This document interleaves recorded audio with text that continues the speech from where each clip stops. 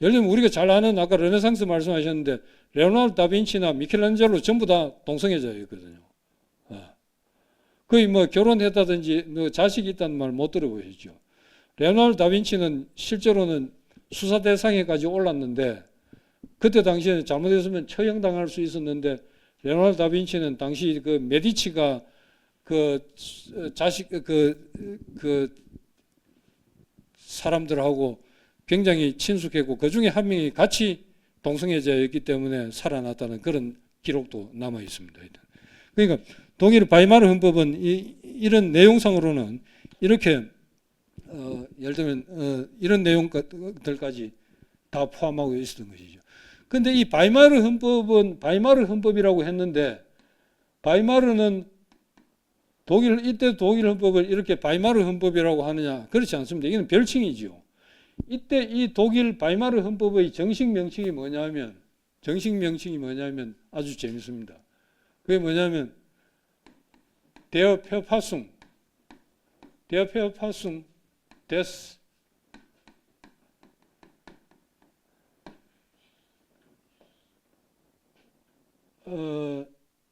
Deutschen Reich. 아까 독일 제국 헌법하고 똑같습니다. 독일어로. 똑같습니다. 왜 이렇게 했느냐? 이건 말하자면 독일의 전통 명칭에 대한 미련이 남아서 그런 거죠. 이 제국이란 말을 버리지 못한 겁니다.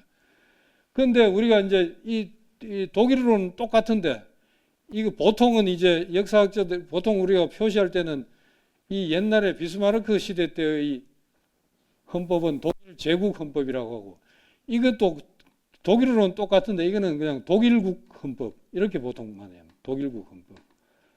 그래서 독일국 헌법이라고 하기보다는 바이마르 헌법이라고 많이 이야기하는 것이죠. 이게 이제 바이마르 헌법인데 독일 최초의 헌법은 바이마르 헌법이라고 할 수 있는데 불행하게도 이건 제대로 작동도 못하고 이제 사라집니다. 작동도 못한 이유가 뭐냐? 그 이유가 뭐냐면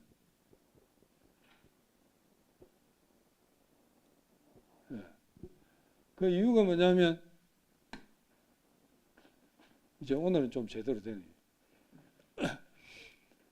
이 바이마르 헌법은 바이마르 헌법이 탄생시킨 독일 공화국이 통일된 이제 바이마르 공화국이 되겠죠. 바이마르 공화국이 되는데 바이마르 공화국은 이제 그래도 히틀러가 집권할 때까지 그러니까 이게 사실은 독일이 2차 대전 끝나고 완전히 사라질 때까지는 형식상 바이마르 공화국이었습니다. 다른 공화국이 들어선 적이 없으니까요.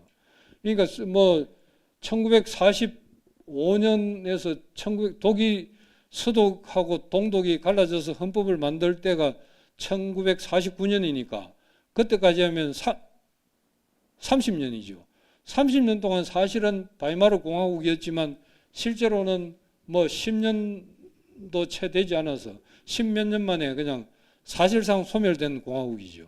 그 바이마르 공화국이 왜 그렇게 됐냐? 이렇게 좋은 공화국을 탄생시킨 데다가 이렇게 좋은 말하자면 헌법을 가졌음에도 불구하고 왜 그렇게 됐느냐?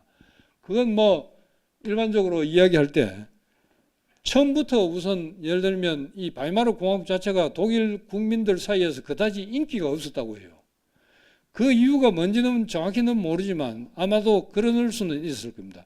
독일 혁명이 일어나서 갑자기 군주제도가 사라지고 공화국이 나타났는데 그게 정말 독일 국민들이 전부 합심해서 어느 정도 다수의 의사가 뭉쳐져서 자기들을 만들어낸 게 아니라 우연한 사태로 이렇게 되고 만 것이었다는 것이죠. 예를 들면 전형적으로 미국 독립이라든지 프랑스 혁명이라든지 이건 그 과정이 좀 복잡하고 좀 그 비현실적이고 비합리적인 그런 사태는 일어났지만 사람들이 그 과정을 같이 겪으면서 자기들이 결국 이루었다. 이렇게 될 수밖에 없었다는 그런 관념이 있었는데 독일 국민들, 일반 국민들 입장에서는 우리가 꼭 이걸 뭐 뒤집어야 할 옛날 프랑스처럼 구체제의 그 모순이라든지 거기에 대한 반발이 심했던 것도 아니고 우연히 자기들은 그냥 이걸 뭐 조금 우려하고 뭐 자유를 좀 더 구가했으면 싶고 좀 더 잘 살았으면 싶은 생각은 있었지만 자기들 생각하고는 전혀 다르게 우연한 이런 사태의 전개에 의해서 아까 보면 어떻게 보면 코미디 비슷한 그런 사태에 의해서 세상이 바뀌어버린 거죠. 혁명이 이루어진 것이죠. 그러다 보니까 자기들이 굳이 그렇게 열망한 형태가 아닌데 생긴 공화국이었기 때문에 큰 애정을 갖지 못한 게 아니냐, 그런 분석을 하는 사람도 있습니다. 그런 분석을 하는 사람이 있고 공화국 탄생 과정에 대해서 그 다음이 뭐냐면 결정적으로는 아까 말한 1차 대전에 패전하고 난 뒤에 베르사유 조약에 대한 불만, 이게 여전히 남아 있었던 것이죠. 이 베르사유 조약에 대해서 예를 들면 독일은 국가로서는 아주 치욕적인 그런 뭐 책임을 떠안게 되고 군사적으로는 제한당하고 경제적으로는 앞으로 수십 년 동안 전 국민이 전부 벌어서 한 푼도 쓰지 않고 갚아도 갚을 수 있을까 말까 한 그런 배상금의 책임을 지게 된 것이죠. 그러다 보니까 이 그런 베르사유 조약의 결과는 뭡니까? 그 독일 에베레트를 중심으로 한 독일 공화국에는 그 독일 공화국 정부에 직접 책임이 있는 것도 아닌데 과거 예를 들면 빌헬름 2세든 1세든 그 이전의 왕정이 저질러 놓은 일인데 그걸 누가 생각합니까? 그 요즘 정치도 그런 현상은 많이 있죠. 지금 현재 정부밖에 책임질 사람이 없지 않습니까? 그러니까 처음 바이마르 공화국은 출범과 동시에 이런 걸 안고 있었기 때문에 인기가 있을 수가 없었던 겁니다. 그리고 이걸 인기를 만회할 만한 방법도 없는 거죠. 출발점부터 이랬으니까. 예. 특별한 방법이 없었던 것이죠. 예. 그러니까 이런 상황에서 계속 전국은 어지러웠던 겁니다. 뭐 경제적으로도 좀 공공하고 하니까 더 그렇죠. 뭐 세상 만사가 그렇듯이. 그러다가 나중에 이제 또 몇 년 흐르다가 한 10년 정도 지나서 1930년에 총선이 벌어졌는데 그때 난데없이 국가사회주의당이 전체 의석에서 107석을 차지해서 제2당이 됩니다. 두 번째로는 제2당으로 추천합니다. 이 국가사회주의당이 뭐냐 하면 국가사회주의당을 이 독일어로는 뭐냐면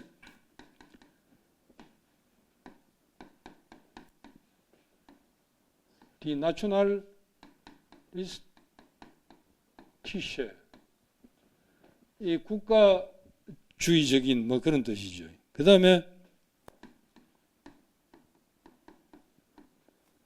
Deutsche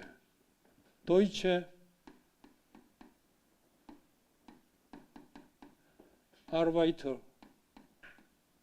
Partei.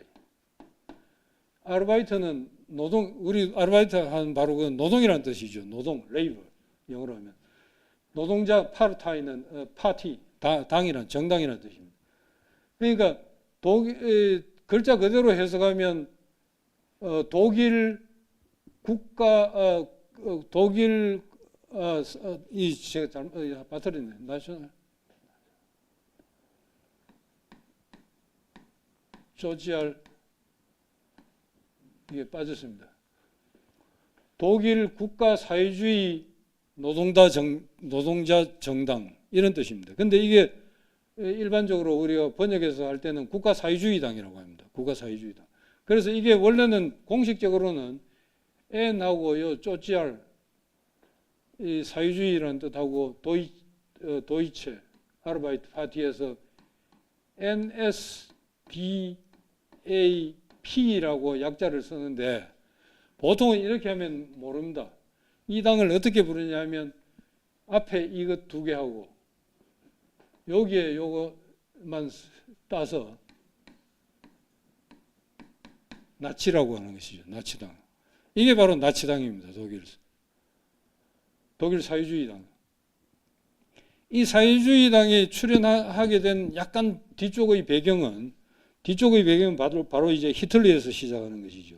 히틀러는 원래 독일 엄격하게 구분하면 독일 사람이 아니죠. 오스트리아 사람입니다. 당시 오스트리아는 독일에 이제 포함되어 있었기 때문에 일부 대부분이. 그래서 또 오스트리아 지역에서 태어난 인물이고 처음에는 이제 미술 공부하다가 나중에 제대로 안 돼가지고 군대 가서 하사로 이제 복무합니다.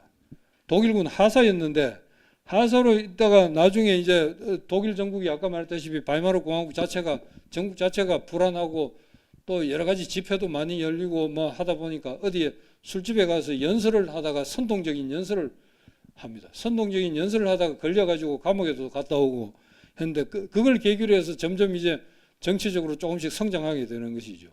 성장하다가 나중에 이제 국가사회주의당에 들어가서 거기서 이제 점점 세력을 키워가고 그러다가 1930년에 이 국가사회주의당이 이 상당한 의석을 차지하게 됩니다. 의석을 차지하게 되다가 그다음 나중에 이게 점점 더 커져서 이 히틀러 국가사회주의당의 힘이 커질 뿐만 아니라 거기서 중심 역할을 했던 히틀러라는 존재가 부각이 되니까 1933년에 당시 대통령이던 힌덴부르크가 히틀러를 수상으로 앉힙니다. 수상으로. 그 뭐 1, 2당을 다투는 뭐 그 당의 유력 정치 지도자나 다름없으니까 수상에 앉혀놓으니까 그 다음부터 히틀러는 역시 그 과거의 비스마르크처럼 자기가 정권을 휘두르기 시작합니다. 조금씩. 그 정권을 휘두르는 방식은 희한하게도 완전히 그야말로 독일은 민주주의 이전에 법치주의는 철저했다고 하듯이 철저하게 법에 따라서 다 모든 걸 합니다. 그래가지고 법이 없으면 뭡니까? 법을 만들어가면서 계속한 거죠. 그러니까 법이 없는 법을 자기 하고 싶은 대로 해야 되는데 법이 없으면 법을 만들어서 이제 하는 겁니다. 그래가지고 나중에 결정적인 여러 가지 법들이 많이 있는데 그 중에 이것도 원래 법 이러면 더 깁니다만 간단하게 수권법이라는 게 있습니다. 수권법이라는 게 있는데 이건 뭐냐면 헌법 위에 있는 법입니다. 법 내용을 보면 헌법에 있는 규정도 이 법에 의해서 저 법이 마음대로 할 수 있는 것이죠. 그러니까 독일이라는 게 이런 그러니까 아까 말한 그 행정 중심의 법률은 있었지만 헌법적인 관념은 없었던 것이죠. 법을 만들어서 헌법이 뭐라고 하든 새로 또 법을 만들었으니까 아까 말한 이 바이마르 헌법은 좀 달랐습니다만 애초에 이 독일 독일 제국 헌법은 일반 법률이나 비슷하게 생각했다고 말씀드렸죠. 그러니까 법 만들듯이 헌법도 하나 만든 것이니까 또 그 위에 헌법 위에 또 법을 만들면 되는 겁니다. 그래서 자기 마음대로 할 수 있었던 거죠. 그러니까 이제 히틀러가 완전히 이 히틀러가 중심이 된 국가사회주의당, 이 나치당입니다. 그래서 이제 나치스가 등장하는데 나치당이 공화국 자체를 완전히 그냥 잠식해 버리는 것이죠. 바이마르 공화국이 이제 중심이 아니라 나치당이 중심이 되는 겁니다. 나치당 속에 이제 바이마르 공화국은 사실상 사라져 버린 것이죠. 형식상으로는 존재하지만 어느 순간 사라져 버리죠. 그렇게 해서 나중에 이 히틀러가 드디어 1939년에 폴란드를 침공하면서 제2차 세계대전이 벌어집니다. 근데 시작과 동시에 이거 뭐 예를 들면 놀라울 정도로 진격을 하죠. 뭐 서쪽으로 놀라울 정도로 해서 뭐 불과 뭐 며칠 만에 다 점령해 버리죠. 프랑스는 정말 뭐 추풍 낙엽처럼 제대로 한번 저항도 못 해보고 완전히 그냥 점령돼 버리죠. 지난번에도 비시 정권 같은 거 봤습니다. 그래가지고 전 유럽을 휩쓸고 전 세계를 아프리카 쪽에도 이제 진출을 했으니까 그 휩쓸어 버릴 거라고 생각했는데 의외로 오래 못 갔습니다. 우리가 1945년에 이 2차 대전이 패전된 걸로 알고 있지만 사실은 이게 초반에 이런 뭐 엄청난 기세가 언제 주춤해지기 시작했냐면 1941년에 2년 뒤부터 이제 주춤해지기 시작합니다. 그게 가장 결정적인 전투가 모스크바 전투입니다. 모스크바 공방전.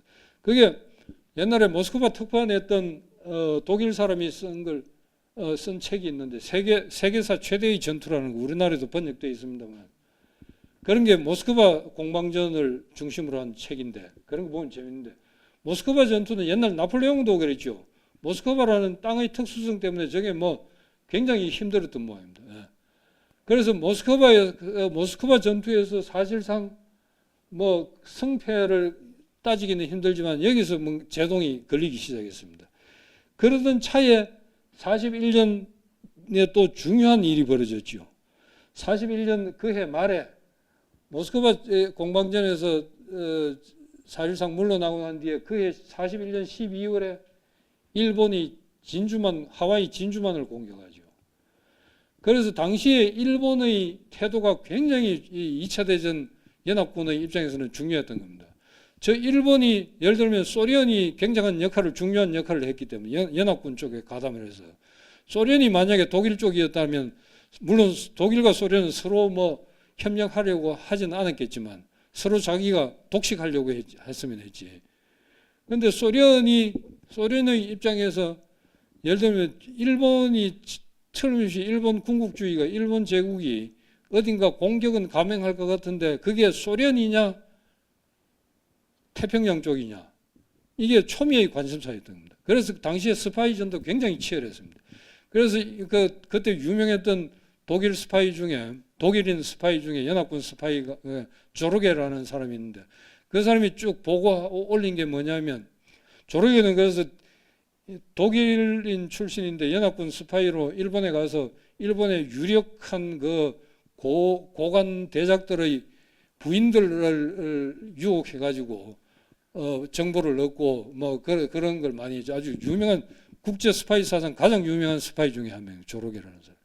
그래서 조르게가 마지막에 결론을 내 꼭 그것 때문에 그렇게 결정한 건 아닐지 모르지만 소련은 굉장히 이제 골치 아팠던 게 연합군 측에서 미국 쪽에서 계속 그 서쪽으로 와서 유럽 쪽으로 와서 그 제2전선을 형성하고 좀 독일을 공격해 달라고 독일을 이쪽에서 치면 독일이 굉장히 곤란해질 거니까 그렇게 요구를 했는데 소련이 주저했던 것을 소련이 땅이 워낙 넓은 데다가 러시아도 아니고 소련이었으니까 동쪽에 있던 그 군대를 대부분 서쪽으로 옮기게 되면 일본이 그 틈을 이용해서 쳐들어오면 속수무책이라는 거죠. 그래서 이러지도 저러지도 못하고 있었는데 일본이 조르게도 일본은 아마 소련을 공격할 것 같지는 않다라고 결론을 내렸는데 일본이 하와이를 공격한 것이죠. 미국을 공격한 것이죠. 그러니까 이제 그때 소련은 이제 군사를 이동할 수 있었고 그래서 나치는 더 이제 독일군은 더 이제 공경에 처할 수밖에 없었던 거예요. 일본군도 처음에는 뭐 기습 공격, 선전포고도 없이 물론 기습 공격했으니까 크게 성공했지만 나중에 가면서 암호가 해독되고 기타 등등 함대가 그래서 이제 격침되고 하면서 결정적으로 이제 또 밀리게 되죠. 초반에는 엄청난 기세였는데 그렇게 해서 독일과 일본이 결국 패전으로 치닫게 된 겁니다. 그래서 1945년 우리는 8월에 해방을 맞았습니다. 1945년 4월 말에 4월 30일에 히틀러가 자살을 하죠. 애인하고 같이 동굴에서 자살을 하고 5월 7일에 독일이 이제 남아있던 행정부 수반들이 연합군의 항복 문서에 조인을 합니다. 서명을 하고. 그런데 소련이 뒤늦게 와서 또 소련의 요구에 의해서 4월 9일에 이틀 후에 한 번 더 소련 앞에서 또 한 번 더 그 항복 문서에 조인을 하긴 합니다. 그렇게 해서 2차 대전이 일단 끝납니다. 2차 대전이 끝나는데 그 다음에 그래서 독일이 이제 어떻게 되냐면 그 다음부터 이제 본격적으로 재밌는데 이게 독일 땅이 우리 한반도와 꼭 마찬가지로 4등분됩니다. 우리는 38선을 경계로 해서 남북으로 양분됐지만 독일은 일단 편의상 뭐 크기는 좀 달라졌는데 4개로 양분됩니다. 연합군이 그러니까 미국령, 그 다음에 영미는 그때 같이 갔으니까 그 다음에 뒤늦게 끼워준 프랑스, 그 다음에 소련, 독일 전체가 이렇게 완전히 4등분 됐습니다. 그래가지고 그 안에서 이제 여기서는 미군들이 알아서 통치를 하고 각각 이렇게 나눠서 했던 겁니다. 그렇게 하면서 이제 점점 국제사회에서 논의가 벌어졌던 겁니다. 자, 이 독일을 어떻게 앞으로 처리할 것이냐. 독일을 통일을 시킬 거냐 말 것이냐. 반대하는 사람도 있고 찬성하는 사람도 있었죠. 반대하는 사람들은 독일을 이게 지금 뭐 1차 대전도 그랬는데 2차 대전도 또 독일이 문제였단 말이에요. 이걸 그대로 놔뒀다가는 또 어떤 일이 벌어질지 모른다. 특히 프랑스 같은 데는 완전히 반대했죠. 통일 독일을. 자기들이 제일 많이 당했으니까. 옛날부터 좀 앙숙이었던 데다가.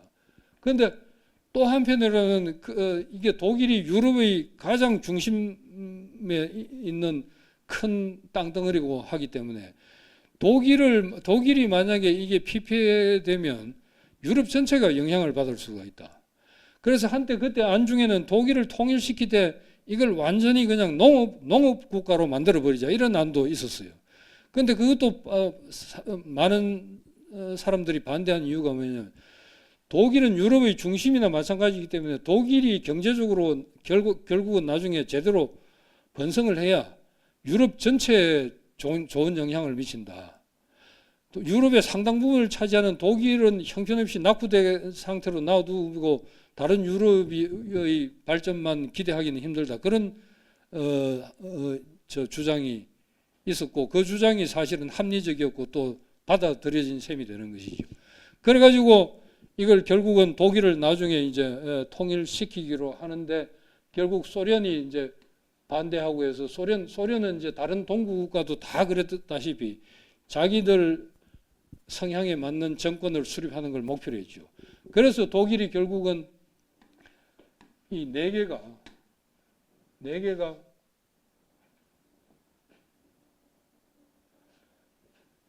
개로 분할되어 있던 것이 결국은 소련 쪽하고 나머지 세 개하고 동서로 나뉘어지게 된 것이죠. 동서로. 그렇게 해서 독일 분단이 있는데 이게 또 더 재밌는 게 이 중에서도 독일의 가장 중심인 베를린은 여기 있지 않습니까? 그죠? 독일 점령 지역 안에 있었단 말입니다.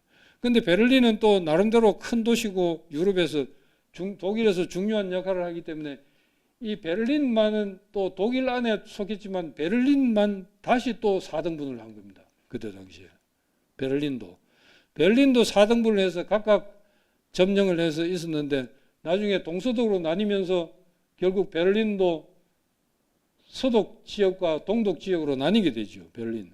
그래서 베를린은 이게 만약에 동독 지역이 당시 동독 지역이 있으면 베를린이 여기 있었단 말입니다. 그럼 베를린도 이렇게 나눠서 이건 이제 서독 지역이 되는 것이고 이쪽이 서독 지역이면 이게 이제 나머지는 소련 점령 지역이 동독이 되는 것이죠. 그래서 베를린은 이게 도로가 일로 향하는 유일한 도로가 하나 있었던 겁니다. 이게 몇 킬로인지 뭐 꽤 길었는데 이 도로가 있어서 이쪽을 통해서 자동차만 다닐 수 있었는데 나중에 소련하고 이제 이게 뭐가 안 맞으니까 소련하고 연합군 측하고 갈등이 생기니까 소련이 도로를 폐쇄해 버립니다.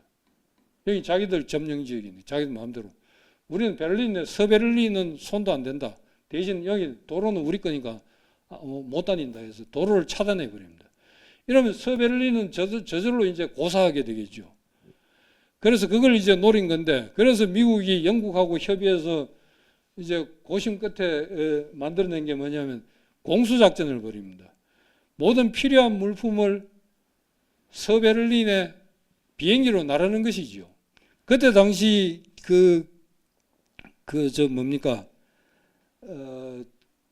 계산에 의하면 하루에 서베를린에 있는 사람들이 먹고 살려면 필요한 예를 들면 석탄, 땔감부터 먹는 식료품까지 다 포함이 되니까 그게 하루에 기본적으로 필요한 게 4만 5천 톤을 물품을 실어 날라야만 이게 유지가 가능했다는 겁니다. 그래서 공수작전을 1948년 중반에 실시를 했는데 첫날 수송한 게 몇 톤이냐면 80톤. 하루에 필요한 게 4,500톤인데 이렇게 하다가 점점 이게 내려가서 그 해 말에는 드디어 매일 하루에 4,500톤씩 실제로 비행기로 나릅니다. 그러다가 그 다음 해 49년에 가서는 하루에 8,000톤까지 나릅니다. 왜 그러냐? 사람이 늘어나서 그냥. 그게 아니고 그때 필요한 것만 갖다 줄 수 없으니까 비상시에 비축도 해야 되니까 8,000톤을 합니다. 이렇게 해서 엄청난, 그러니까 이걸 비행기들이 계속 매일 가는 겁니다. 매일. 하루에도 여러 수십 차례. 그래가지고 1948년 12월인가 그때는 뭐 크리스마스 때는 하루에 뭐 여러 대가 날아가서 크리스마스 선물도 뿌리고 했는데, 이게 결국은 나중에 이게 몇 개월 동안 계속이 되냐, 이 공수작전이 15개월 동안 계속됩니다. 정확히 1년하고 3개월인데 15개월 동안 총 그 비행 횟수가 27만 정확한 횟수가 27만 6,926회 비행기 뜬 횟수가 이렇습니다. 그래가지고 총 230만 톤을 전부 수송했습니다. 섭외를 흘린 사람 먹여 살리기 위해서. 그리고 이때 동원된 비행기는 미국 비행기 441대, 그 다음에 영국 비행기가 248대.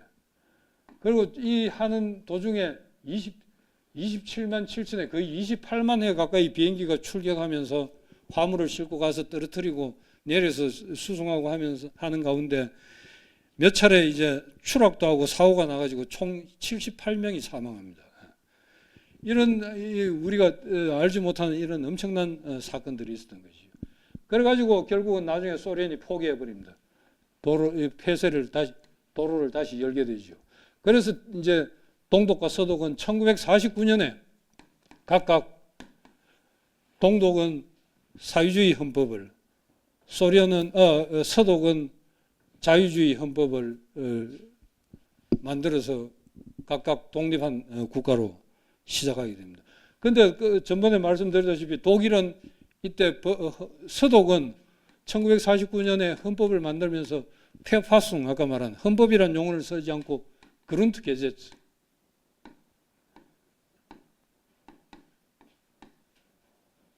기본법이라는 용어를 사용합니다. 이건 왜냐하면 우리는 독일도 당시 우리나라도 마찬가지였으면 찬탁, 반탁 때문에도 엄청난 사회적 논란이 있었지만 나중에 5월 10일 날 1948년 5월 10일에 남한 단독 선거를 실시하는데 반대하는 사람도 엄청 많았죠. 분단을 영구화시킨다 해가지고 남북한 동시 총선을 주장하고 했는데 현실적으로 가능하든 않든 독일도 마찬가지였습니다. 당시에 분단 독일은 안 된다. 통일 이때 아니면 이제 영원히 분단된다라고 해서 반대가 많은데도 서독하고 동독이 분단이 됐는데 서독에서는 나중에 결국은 뭡니까? 이 통일이 됐을 때 우리는 진짜 헌법, 페파숭을 갖자. 그래서 우선은 통일되기 전까지는 기본법이라고 하자라고 해서 서독 기본법이 된 것입니다. 이렇게 해서 이제 서독과 동독이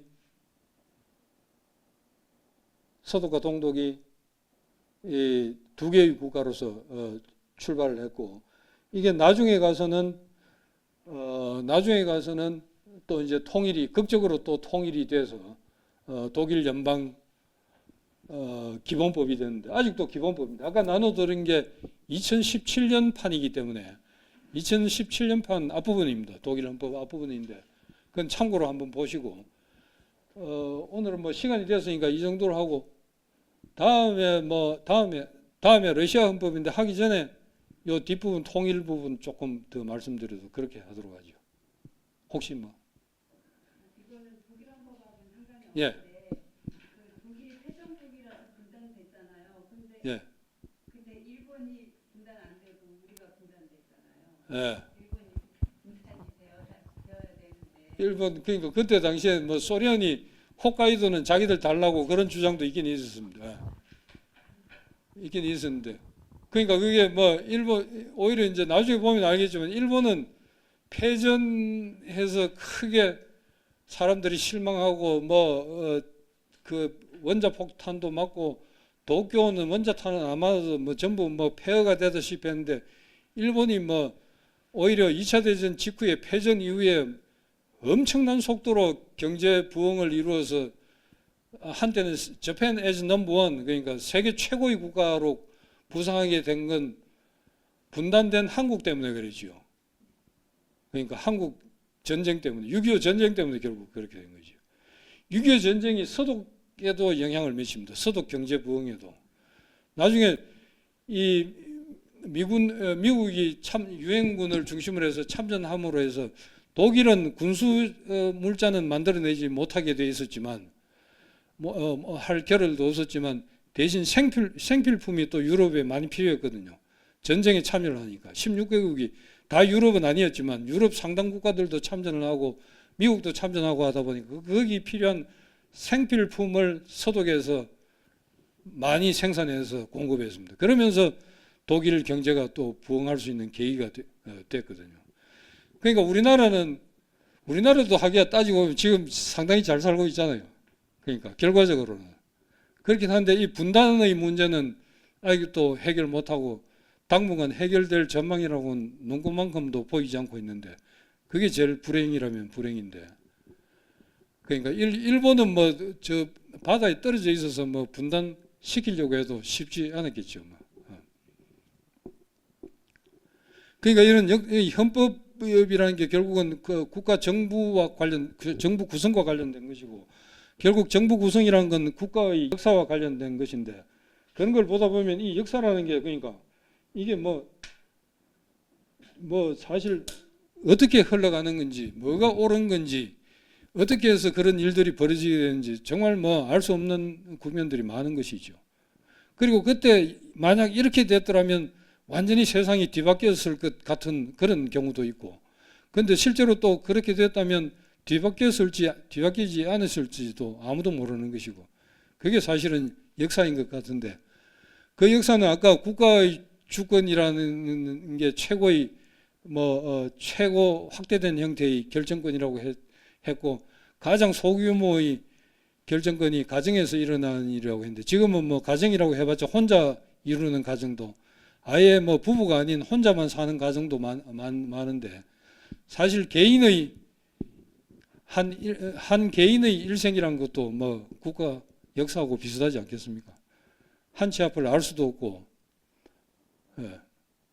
어떤 일이 뭐 행운인지 불행인지도 나중 돼봐야 알 수 있는 그런 것들이 많으니까 그러니까 헌법이라는 것도 실제로 보면 대단한 것 같고 우리가 모르는 뭐 그 원리가 따로 있는 것 같지만 어떻게 보면 그야말로 아까 말한 독일에서 말했듯이 그냥 우리가 만든 것일 뿐이다.